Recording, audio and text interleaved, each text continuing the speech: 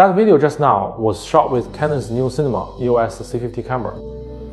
As a longtime Canon user, I've bought several Canon mirrorless cameras over the years and used them to document my photography journey. But I also want to push my filming skills further and create more cinematic shorts. This year, when I saw Canon's new C50, I knew this was the one. The first thing I noticed was how compact it is. Unlike bulky traditional cinema rigs, body weight is 670 grams. Its design features the classic black and red Cinema EOS color scheme. The matte black body feels solid and cuts down on glare during shoots, while the iconic Red Sea signals its pro-grade heritage. The detachable top handle now features dual XLR audio jacks, AREC button, zoom lever, and code shoe. The body has 14 customizable buttons that you can configure to suit your workflow. Using familiar shortcuts can greatly boost your shooting efficiency. The C50 has a rich array of ports, 3.5mm mic input, headphone jack, full-size HDMI Type-A output, and external power support. The USB-C ports are neatly placed on the left side, along with 5 1/4 screw holes for easy external gear attachment. How to say Canon C50's look just hits my taste spot on this. Go around. As a cine cam, the C50 looks top-notch. What truly impressed me was the specs on offer. The Canon C50 features a full-frame 7K sensor I've never seen before. Of course, 8K resolution is quite common now. The C50 here features full-gate recording. Basically, this means no pixel on the sensor is wasted in this mode. Each pixel on this sensor captures a 3:2 aspect ratio, which retains more visual detail than the standard 16:9. You can crop it to this or that in post as well. It lets you trim to your needs without losing image details. If framing is slightly off, the square raw footage allows more room for adjustments. Canon C50 supports up to 7K 30p open gate. But for me, a slow-mo fan, I usually stick to full frame 7K 60p in RAW format for daily shoot, or uncropped 4K footage at 120 frames per second. In actual shooting, I'd suggest using 4K 30p or 4K 60p, since the oversampling at 30p and 60p, sharper image quality. Shooting at 60 fps lets you slow it down for a stepped-up look later. One more thing I would like to mention is the S35 crop mode option. After dynamic range tests, the C50 in S35 non-RAW noise reduction achieved 15 stops of dynamic range, nearly on par with RED and ARRI cameras costing hundreds of thousands. This camera works well for me in tough outdoor high-contrast scenes. Throughout this shoot, I used C-Log2 for all my footage recording. In C-Log2/C-Log3/RAW modes, the C50 has native ISO 800 and 6400. I won't dwell on the 800 baseline.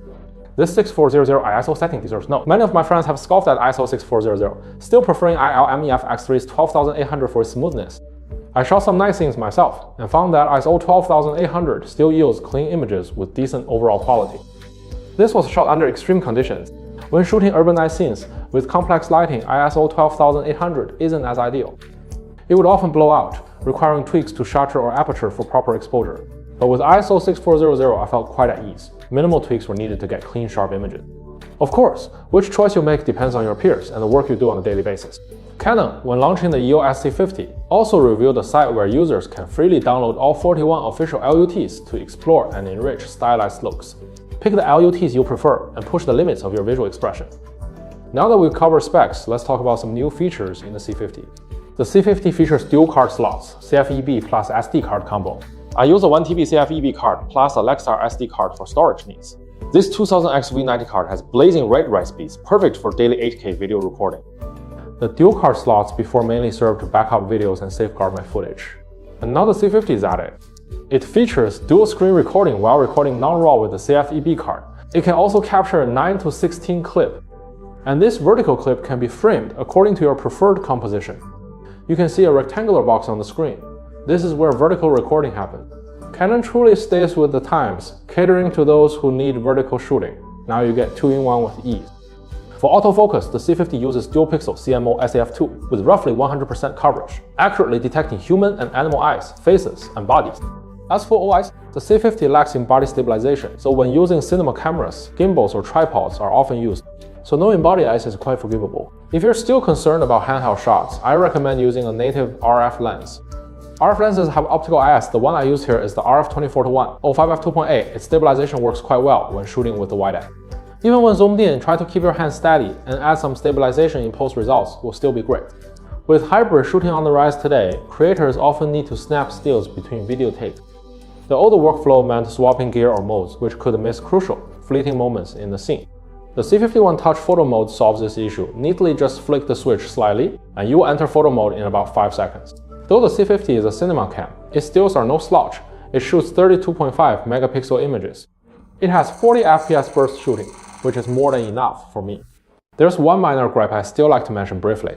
In photo mode now, in any menu screen, half pressing the shutter brings you back to the shoot screen, but in video mode, it doesn't. You must tap the MENU button again to return. Do you think this might get better in the future? The reliability of Pro Gear is partly in its cooling design. The most prominent heat dissipating feature on the C50 is the large vented grille on its right side. When shooting long with high bitrate videos, you can feel warm air exiting from the right and rear sides. Yet the fan noise is kept at a very low level and does not interfere. Synchronous recording. Canon C50 Cinema UI shows all the traits a modern pro camera should possess fully. But its core value lies not just in specs, it stems from a deep understanding and refinement of modern video production workflows. The C50 does not trade user-friendliness for pro specs, nor did it sacrifice image quality for simpler controls. It strikes a fine balance between both. Full gate recording and dual orientation capture are not just tech features, but a strategic response to evolving content ecosystem. It is not just a camera, but a trusted ally in this visual storytelling era, freeing video creators from the constraints of technical hurdles. Truly focus on what matters most, the story. The Canon C50 is not just a new product for me. It has given me fresh goals and direction in my photography journey, helping me truly grasp the allure of Canon. If you're a C-series user, don't miss the latest firmware update. The C80 now supports Rec.709 mode in playback. No more graylog footage there. The C400 now supports 3/2 open game mode. Please check the Canon site for the latest firmware. Okay, that's all for this video. If you enjoyed it, don't forget the triple combo, like, share, and subscribe. See you next time. Goodbye.